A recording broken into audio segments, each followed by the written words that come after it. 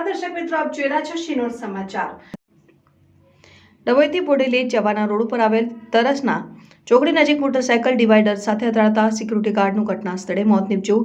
Dabhoi Bodeli road ઉપર ગતરોજ બે અલગ અલગ અકસ્માતો સર્જાયા હતા, જેમાં બીજા અકસ્માતની ઘટનાની વાત કરવામાં આવે તો સિક્યુરિટી ગાર્ડ તરીકે નોકરી કરતા મધ્યપ્રદેશના રહેવાસી ભેરુસિંહ ગતરોજ મોટરસાયકલ લઈને ફરજ પરથી પરત ઘરે જઈ રહ્યા હતા। તે દરમિયાન ડભોઈથી બોડેલી જવાના રોડ ઉપર આવેલ તરસના ચોકડી નજીક સિક્યુરિટી ગાર્ડની મોટરસાયકલ ડિવાઈડર સાથે અથડાઈ હતી, જેમાં સિક્યુરિટી ગાર્ડને ગંભીર ઇજાઓ પહોંચતા ઘટના સ્થળે મોત નીપજ્યું।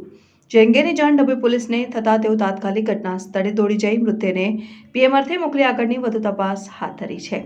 રિપોર્ટર મિત માછી, શિનોર સમાચાર ન્યૂઝ, ડભોઈ।